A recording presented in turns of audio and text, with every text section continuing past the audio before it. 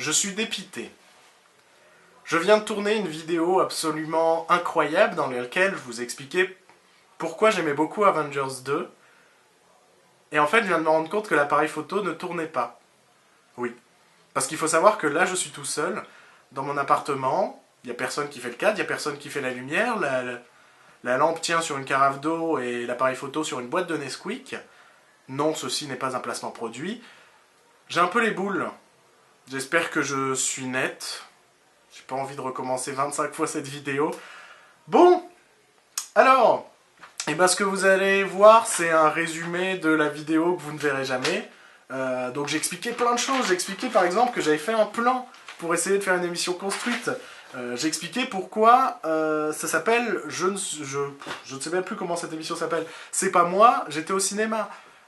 Ça s'appelle comme ça parce que l'idée c'est de faire un interrogatoire, mais comme vous le voyez c'est l'épisode 0, parce que j'ai pas encore fait la mise en scène, j'ai pas encore travaillé, il faut les costumes, il faut les accessoires, tout ça pour pouvoir faire ça, j'ai pas les moyens encore. De quoi je voulais parler également?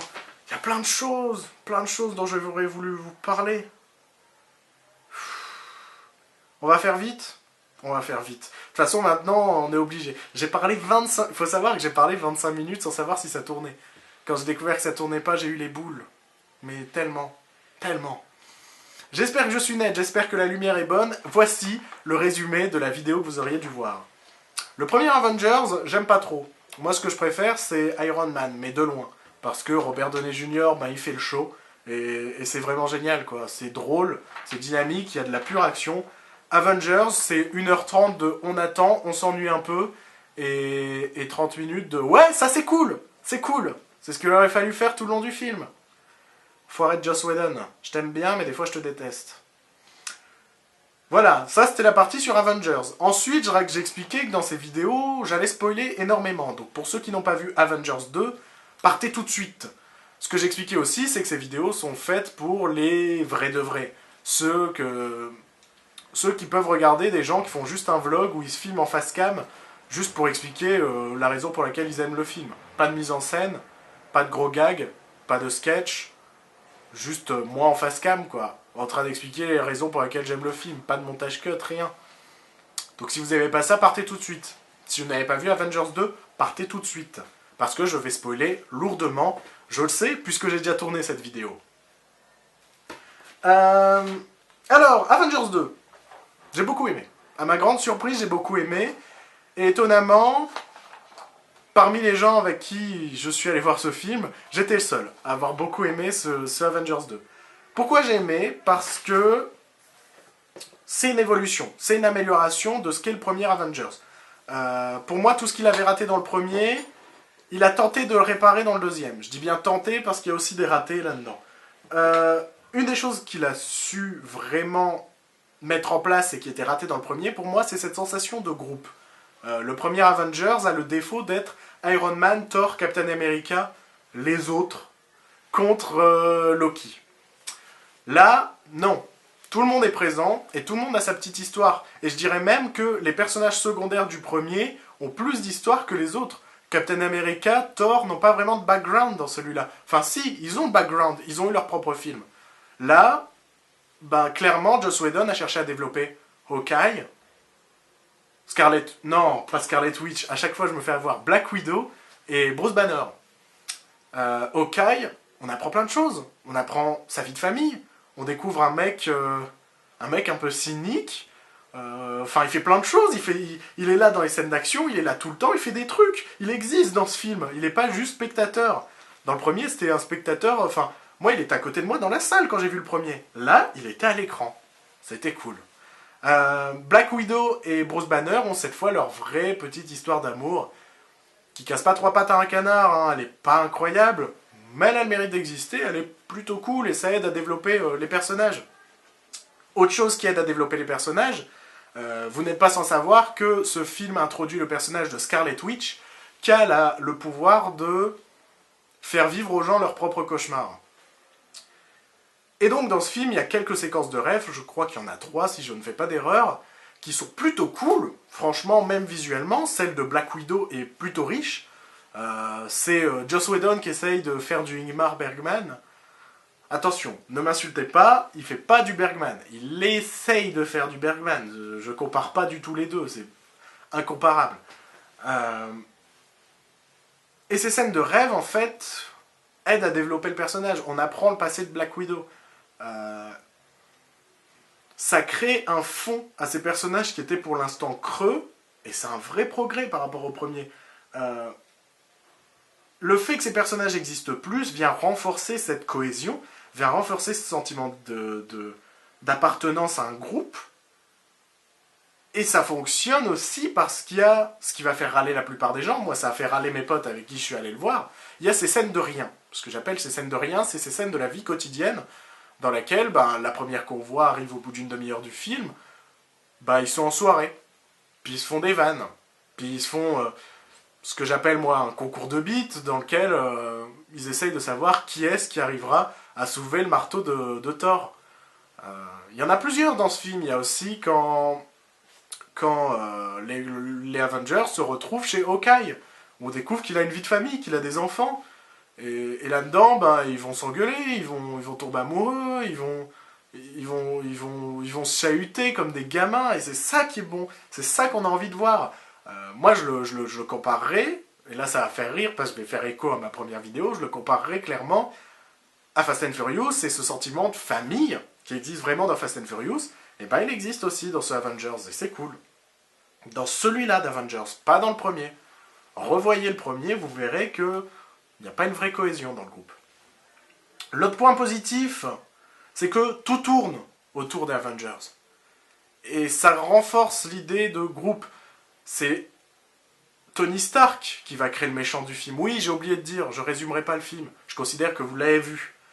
Si vous voulez un bref résumé, allez sur Allociné, allez ailleurs. Parce que là, maintenant, j'ai plus le temps. Je viens de tourner la première vidéo qui faisait 25 minutes pour rien. Donc je suis un petit peu de mauvaise humeur. Je suis un petit peu ronchon. Donc oui, je ferai pas de résumé. Donc partez. Voilà. C'est Tony Stark qui crée le méchant du film. Et donc c'est les Avengers qui doivent trouver une solution pour éviter que ce soit trop la merde. Ils se chahutent entre eux, ils s'engueulent. Il y a un conflit entre Captain America et Iron Man. Il y a une bagarre entre Hulk et Iron Man. Il se passe des choses entre eux. Même l'histoire tourne autour d'eux. Comme je dis, ils créent le méchant, ils doivent trouver une solution, ils vont créer Vision qui va permettre d'affronter le méchant. Enfin, c'est vraiment tout tourne autour d'eux, du début à la fin, et voilà, ça conforte l'idée de groupe. Je parlais du méchant, ça me permet d'aller sur un autre point positif, c'est Ultron est cool. Hein. Ultron est cool et il est drôle. Il est cynique, et moi qui suis quelqu'un un peu de cynique, même si pour l'instant mes vidéos le prouvent pas parce que ça fait 2 fois que je suis trop gentil peut-être. Ouais, il est cynique et c'est cool. De toute façon, de manière générale, il y a beaucoup plus d'humour, je trouve, que dans le premier opus. Et ça fait plaisir. Je pense qu'il y en a peut-être trop. C'est un avis personnel. C'est peut-être parce qu'il y en a qui m'ont pas fait rire, d'autres qui m'ont fait rire, donc je me dis, ouais, ceux qui m'ont pas fait rire sont trop. Mais je me dis, il y a peut-être des fans qui feront rire des gamins, peut-être des fans qui feront rire le père de famille qui va voir le film avec son gamin. Donc, il y en a peut-être. C'est peut-être pas trop le terme, mais c'est peut-être trop divers. C'est-à-dire qu'il y a vraiment des vannes pour toute la famille, et peut-être à un moment va falloir cerner. Je sais pas. Donc c'est pas un défaut en soi. Non, il y a beaucoup d'humour et tant mieux. J'essaye de faire vite parce que, ouais, je suis un peu fatigué d'avoir fait une vidéo pour rien. Le dernier gros point positif, et là je vais spoiler énormément, alors si vraiment vous n'avez pas vu le film, partez tout de suite. C'est, comment il s'appelle ? Enfin, c'est pas comment il s'appelle du tout, c'est la dernière partie du film. Merde, ça fait plaisir, un blockbuster américain dans lequel c'est pas une grosse ville américaine qui est détruite à la fin. Bon, il y a quand même une ville détruite. Mais cette fois, c'est une petite ville d'un pays qui n'existe pas,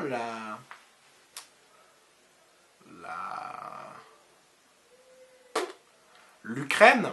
C'est un pays d'Europe de l'Est, mais Europe de l'Est un peu raciste. Je trouve, ça fait un peu Europe de l'Est des années 60-70. J'espère pour eux qu'aujourd'hui, leurs villes sont pas dans l'état qu'on nous le montre dans le film, parce que, ouais, Je sais pas. J'ai eu un peu de mal à y croire. Mais c'est pas grave, ça passe, c'est un pays fictif, donc c'est pas grave. Donc ouais, une petite ville qui est détruite. Mais pas une ville américaine. Tout sympa, ça change un peu. Mais ce qui m'a plu surtout en fait dans ce final, c'est la mort d'un des Avengers, ou d'un des presque Avengers, c'est la mort de Hawkeye. Ah non, c'est pas Hawkeye qui meurt. C'est Quicksilver.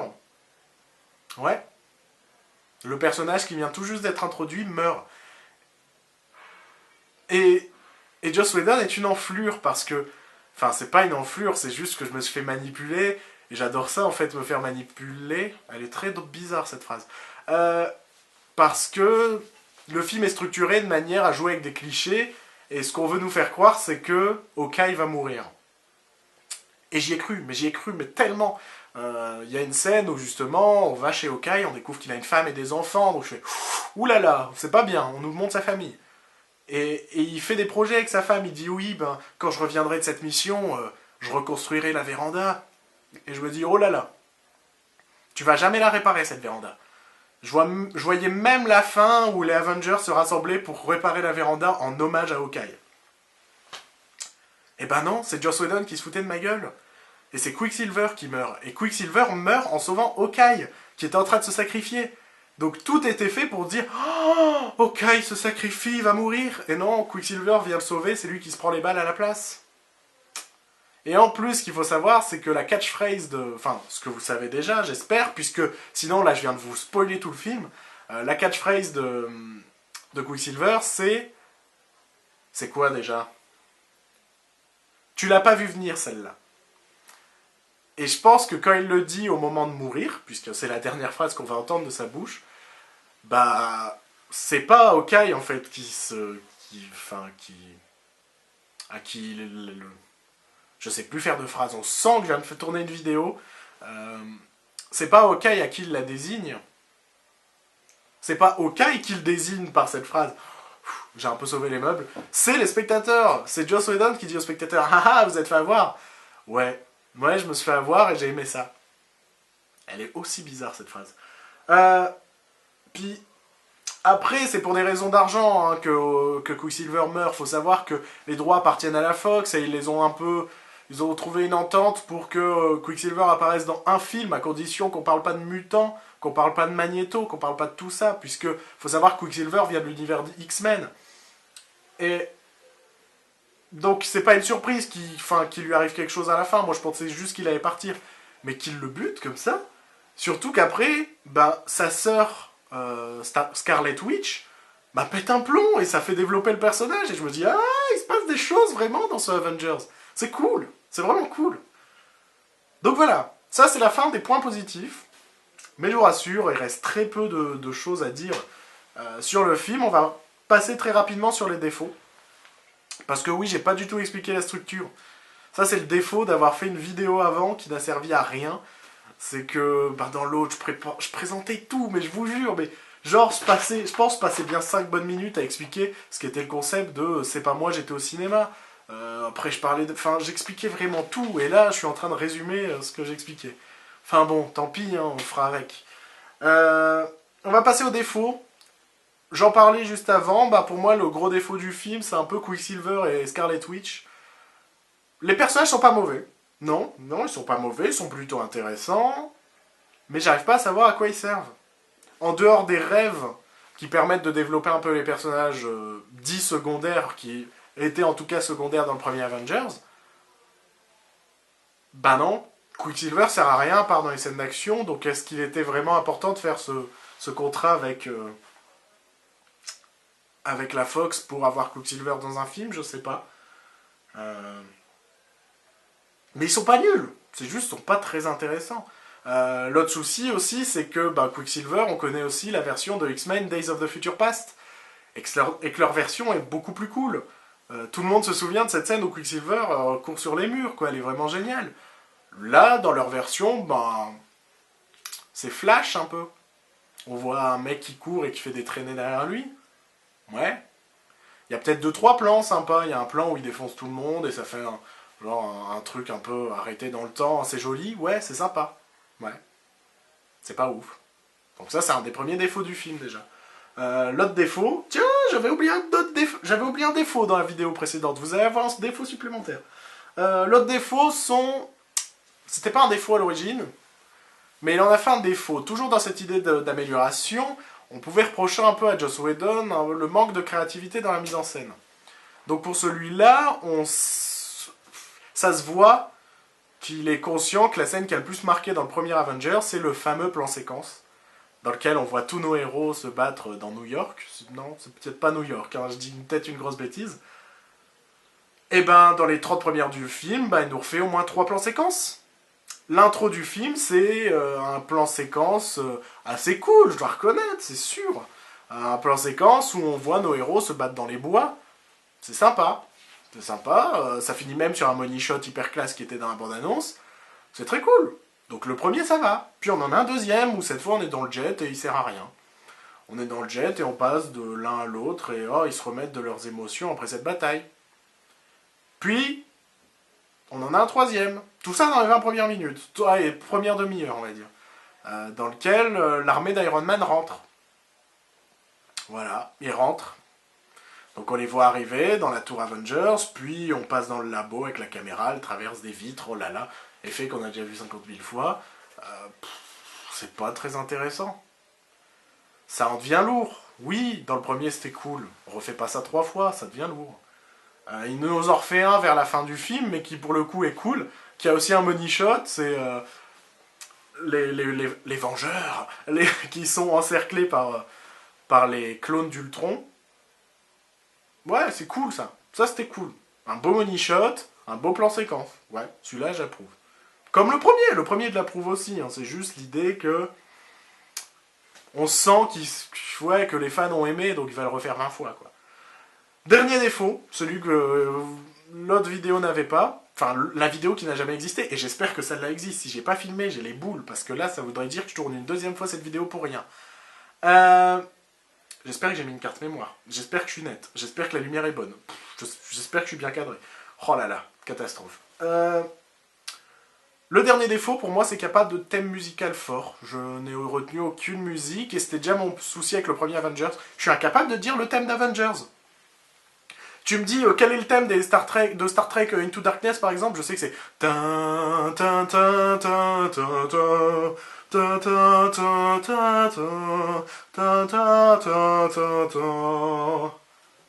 vous avez vu cette voix ou pas?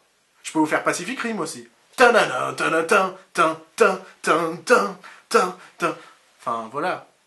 Là c'est la solitude, hein. Un mec tout seul dans son appart qui est en train de chanter, de me des chansons. Bah là, Avengers... Non, rien ne me vient et... Je trouve ça dommage. Je trouve ça dommage qu'il n'y ait pas une musique forte, une musique emblématique qui, quand on l'entend, on se dit ouais, on sent la puissance. Quitte à faire un truc hyper patriotique avec reprendre l'hymne américain, mais d'une manière badass, je sais pas, mais un truc qui envoie du lourd un peu. Parce que là, pour l'instant, c'est fade. Voilà, c'est fini à peu près. Je vais faire ma conclusion très brève et mettre une note pour le film. Bon, cette vidéo n'aura pas été aussi riche que prévu. Elle aurait dû l'être, la première version l'était, mais elle était complètement spontanée, ce qui est mon but, puisque ce type de vlog sera un one-shot, avec peut-être un sketch de temps en temps en début. Tout ça, c'est ce que j'ai expliqué normalement. Je vais essayer de leur expliquer brièvement. Je sais pas combien de temps il me reste, parce qu'en fait, j'ai découvert que je peux faire que des prises de 20 minutes, mais ça, vous vous en foutez sur mon appareil photo. On va essayer d'être bref. Normalement, ce genre de vidéos, oui, ce sont des vlogs faits vraiment pour les aficionados qui ont envie de savoir quel est mon avis sur un film qui est sorti récemment. Je vais pas faire de cut, je vais pas faire de montage particulier, c'est juste vraiment un vlog. De temps en temps, je pense qu'il y aura un sketch dans le début de vidéo, mais ça, pour l'instant, va falloir attendre que j'ai les moyens, puisque je vous rappelle que cette vidéo s'appelle « C'est pas moi, j'étais au cinéma », et donc mon objectif serait, ouais, peut-être qu'un jour, avoir un faux décor de commissariat, un truc comme ça, pour tourner ce genre de vidéo. Parce que l'idée, c'est que le personnage que j'interprète... Non, je n'interprète pas un personnage. L'idée, c'est que j'ai des problèmes avec la justice, et que... oui, des fois, je me retrouverai au commissariat, et que mon argumentaire, c'est que c'est pas moi, j'étais au cinéma, et que je prouve que j'ai été au cinéma en critiquant le film. Vous avez vu ce concept réfléchi?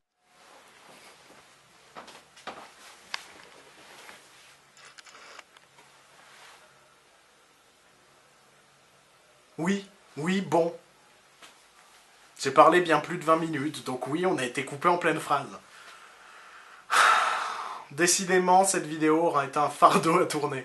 Alors, qu'est-ce que je disais? Ben, je disais que j'avais pas les moyens de faire les sketchs, donc oui, la prochaine vidéo, ben, ce sera probablement ben,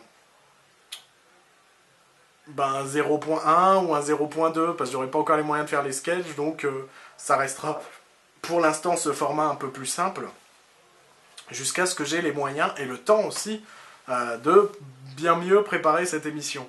Oui, j'ai pas fait ma conclusion sur Avengers 2 avec tout ça. Donc, Avengers 2, qu'est-ce que j'ai à dire? Ben, c'est un très bon film. Très bon film. J'ai beaucoup aimé. Peut-être je deviens trop gentil. Je sais pas ce qui m'arrive en ce moment, mais ouais. Après, je le conseillerais à tout le monde, oui, mais c'est pas parce que vous avez aimé le premier que vous allez aimer ce deuxième Avengers.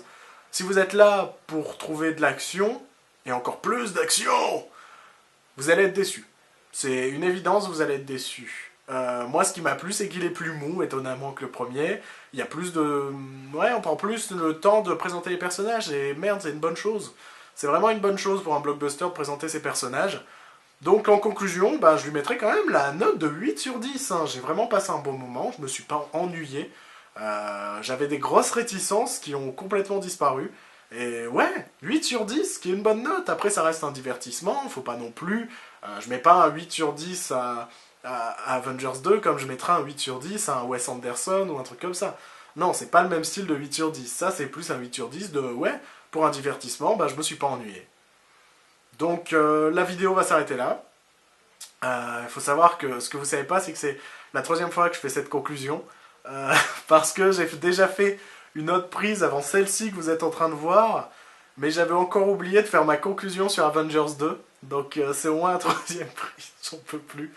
Je vous souhaite une bonne soirée. Vous pouvez me retrouver sur Facebook, Twitter, Sens Critique, mais aussi à la radio, parce que je fais partie d'une web radio qui s'appelle Freezone Radio, que vous pouvez trouver sur Facebook.